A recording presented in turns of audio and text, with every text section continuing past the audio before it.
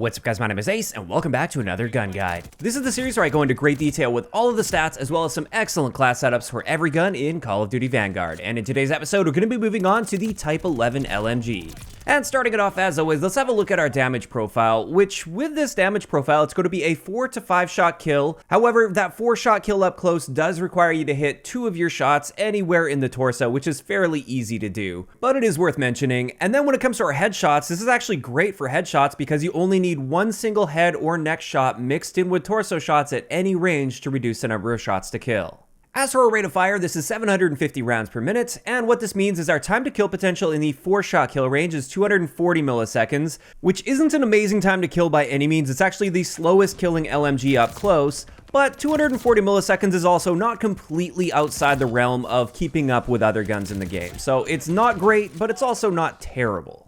As for headshots, if we land that one single headshot mixed in with body shots up close, this cuts our time to kill potential all the way down to 160 milliseconds, which is very, very good.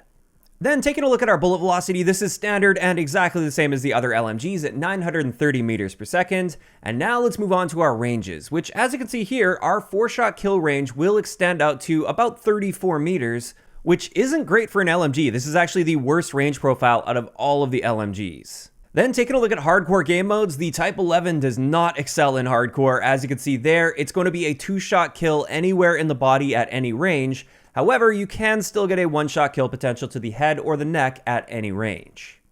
Next up, when it comes to hipfire, the Type 11 is the best in the LMG category, and it's actually more comparable to assault rifles in this area, which is nice to see. And now let's have a look at our idle sway, and you can also see the awful iron sights on this gun. But you'll notice here, there is some idle sway. It's fairly slow moving though, so generally not a big issue unless you're really trying to stretch your range out with this, which you probably shouldn't be doing with the Type 11. Now, let's get into our recoil, which as you can see here, there's definitely some recoil with the Type 11, and there's some weird behavior going on for the first several shots fired. It kind of kicks straight upward, then it kicks hard to the left, and then it sort of settles back into a standard up and to the left sort of a trend. I definitely wouldn't consider this gun to be highly accurate by any means, but it is designed to be used more in close to mid ranges. It's supposed to be like an AR LMG hybrid in this game, and if you are treating it like that, this recoil pattern is very manageable. As for our aim down sight spread, or bloom, the Type 11 does have the worst aim down sight spread out of all of the LMGs in the game, but again, within the practical ranges that you should be using this gun, this shouldn't be an issue for you at all. As for our handling, this is where the Type 11 really excels as an LMG. Our aim down sight time is the fastest in the LMG category at 325 milliseconds. This is great for an LMG. Then when it comes to our sprint to fire time, it's exactly the same as all the other LMGs at 300 milliseconds for our standard sprint out time. And now let's get into our reload time, which is also the best in the LMG category at just 2.59 seconds. That's a great reload time for an LMG, but it only has a 30-round magazine by default, so it should be more compared to assault rifles, and when you compare that to an assault rifle reload time, that's pretty slow. After that though, let's have a look at our mobility, and across the board, the Type 11 has the best movement speed out of all of the LMGs by a pretty large margin, and this is where it's sort of clearly distinguished as an LMG assault rifle sort of hybrid.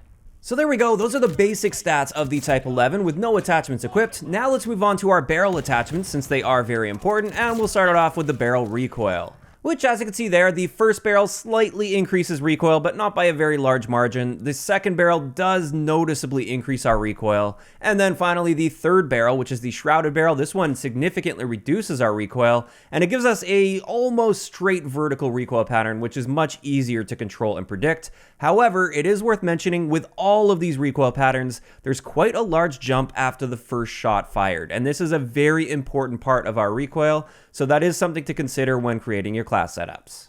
As for our ranges with these barrels, the first barrel will reduce our 4-shot kill potential, and it also adds another damage drop-off, although it'll still be a 5-shot kill. We'll look into that in just a little bit. And then for the third and final barrel, this one actually gives us an infinite damage range, so it's got an infinite 4-shot kill range. However, it does also harm our time to kill potential. Again, we'll look at that in just a second, but let's first circle back to the first barrel. And with this one, what they've done is they've just tacked on a 20 damage range at longer ranges, which may sound bad, but at the end of the day, this has literally no impact on the number of shots it takes to kill. It was going to be a 5-shot kill anywhere to the limb or the torso anyway, so this doesn't really change anything with this gun. But we do still have to consider the fact that this will increase our recoil a little bit, and it will reduce our 4-shot kill potential. So as a result, since this has some great handling benefits, I would say this is really good for a really aggressive close range build. But if you're trying to keep the gun really versatile at longer ranges especially, I wouldn't recommend using this one. As for the next barrel we want to have a deeper look at, this is the third one, and with this, we have that infinite 4-shot kill potential, which sounds great. However, this also comes with a pretty significant reduction to our rate of fire, and what this means is our time to kill potential at any range is now 276 milliseconds, which is quite simply no longer competitive in the vast majority of ranges that you'll find in this game. Now, of course, we should keep in mind this also pretty massively helps our recoil, which is great. However, that time to kill potential is just too slow in my opinion to generally be worth using unless you combine it with other attachments, which you will see in one of my recommended builds. So there we go, those are the barrel attachments to the Type 11. Now let's move on to magazines, and once again, we'll kick this off with recoil, which as you can see here, if you use the 5.6mm ammo, this will noticeably improve your recoil. It cuts that down by quite a good margin. Whereas with the 8mm Clouser, this has the opposite effect. It will be increasing our recoil, but we have the same sort of general pattern, just with a higher magnitude. As for our ranges, as we can see there, the 5.6mm will now be a 5-shot kill at all ranges, and it also reduces our maximum damage range. And then with the 8mm Clouser, this one will increase our range while also giving us a 3 to 4-shot kill potential, which is great. But let's dive a little bit deeper into those, and we'll start it off with the 5.6mm. Like I said, now we're going to be getting a 5-shot kill even at really close ranges, and even though this does come with an improvement to our rate of fire, it doesn't help our time to kill enough because we're taking that extra bullet to kill, and our time to kill potential at any range is now 296 milliseconds, which for close to mid ranges, this is no longer competitive at all. However, at really long ranges, this does give us a pretty solid time to kill potential. But if we take a slightly deeper look at the actual damage profile, we have to hit every single one of those 5 bullets to the torso in order to maintain a 5-shot kill, which especially at long range against like moving targets, this is not likely to be happening consistently, and therefore we aren't even going to be getting this time to kill realistically at longer ranges. So as a result, I would recommend staying far away from 5.6mm.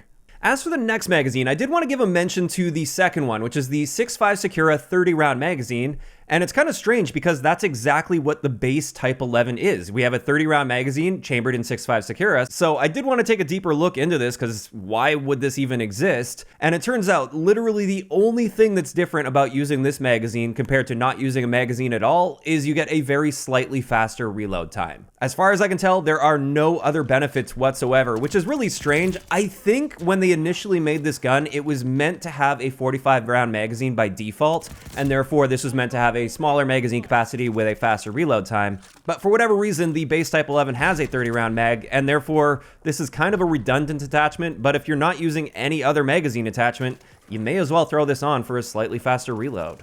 But finally, for our magazine attachments, let's get into our 8mm Clouser, and with this one, like you saw earlier, it turns it into a 3 to 4-shot kill, which is great, and this does come with a reduction to our rate of fire down to 682 rounds per minute. And what this means for our time to kill potential is in the 3-shot kill range, it's going to be 176 milliseconds to kill, which is an amazing time to kill potential. Although it is worth noting that at least 2 of those 3 bullets have to hit the torso, which at close to mid ranges, that's going to be happening most of the time. And then also, even at range, 264 milliseconds for a time to kill potential is very, very solid for longer range builds. And as a result, I would say this is an amazing choice, but you do have to keep in mind that recoil increase, so you might be limiting your accuracy a bit at range. In either case, I think it's definitely still worth using because we have an amazing 3-shot kill potential. So there we have it. That's going to wrap it up for all of the important stats I wanted to share, and now it's time to move into some excellent attachment combinations. And the first one I've got for you guys is my Type 11 assault rifle. So I'm basically doing everything to convert this essentially into an assault rifle. So we've got our standard time to kill potential with this. I didn't put any attachments on to change that, so 240 milliseconds up close. It's definitely a reasonable time to kill without being amazing. Its range value is 28 meters, and you'll notice we have great LMG handling. Our aim down sight time is just 250 milliseconds, which is very, very good for an LMG. And then when it comes to mobility, our movement speed is actually better than most of the assault rifles here at 11.3 miles per hour, and our aim walking movement speed is also incredibly fast. To top this off, the recoil is controllable, at least for the ranges that this is designed for. This isn't the type of build to be like sitting back and picking people off at like 70 meters or anything. This is designed to be used in a much more aggressive fashion, and therefore the recoil is very controllable for that particular role. So that's the first way I like setting up the Type 11. I don't think this gun is like a top tier meta weapon by any means, but it is still a fun way to use the Type 11. Now let's move on to my more top tier build with this, and this is the guaranteed 3-shot kill at any range, no matter where in the body you're shooting them. This will literally always be a 3-shot kill. And the reason we have that is we're using the Shrouded Barrel, which is the one that gives us an infinite damage range, combined with the 8mm Clouser magazine, which gives us a 3-shot kill potential. And then on top of that, we're using Hollow Point, because without Hollow Point, this could be a 4-shot kill if you're hitting limbs. But with Hollow Point, it's now a 3-shot kill every single time you shoot your target, I guess unless you're shooting through some form of cover.